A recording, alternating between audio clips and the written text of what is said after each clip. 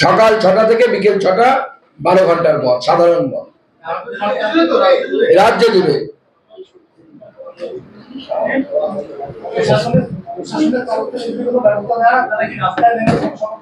আমরা সাধারণ মানুষকে আহ্বান জানাচ্ছি রাস্তায় নেমে মত সফল করার জন্য।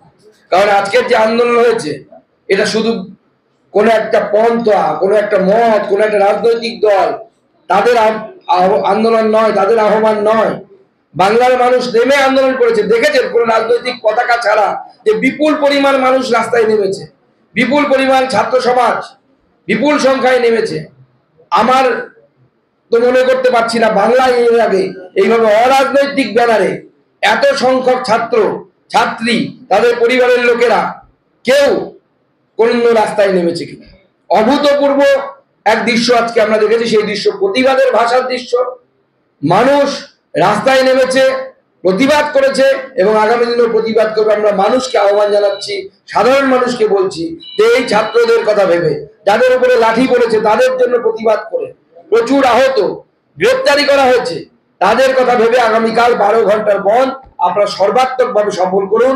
গোটা রাজ্য জুড়ে সকাল ৬টা থেকে সন্ধ্যে ৬টা পর্যন্ত সাধারণ বন্ধের আহ্বান ভারতীয় জনতা পার্টির তরফ থেকে করা হয়েছে এবং এই বন্ধকে সফল করুন। তৃণমূল বলছে যে এই আন্দোলনটার পুরো কারিগর হচ্ছে বিজেপি এবং যৌথ সংগ্রামী মঞ্চের নাম করে সিপিএম লোক দিয়ে দিয়েছে। এটা বিজেপি আর সিপিএম মিলে আজকে কাণ্ডটা করেছে। না, সিপিএম তো ঘোষণা করে দিয়েছে তারা এর মধ্যে নেই।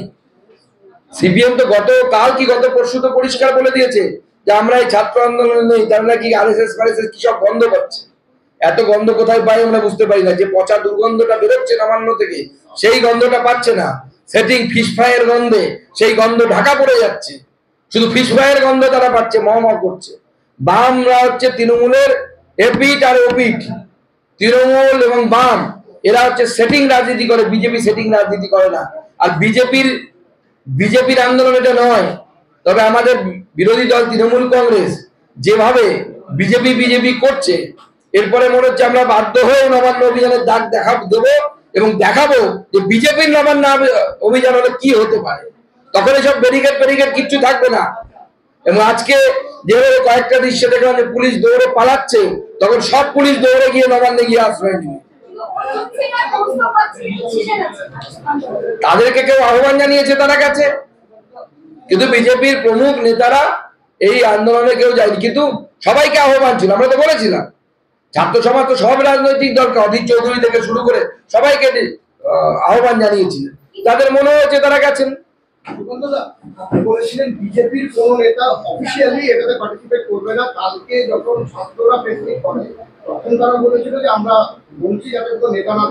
কিন্তু আজকে আমাদের কাছে আমাদের জেলাগুলো থেকেও ধরুন আরামবাগ থেকে মধুসূদন বাগ আপনাদের এমএলএ, ও একটা লিড করে একটা ডেলিগেশনকে এনেছে।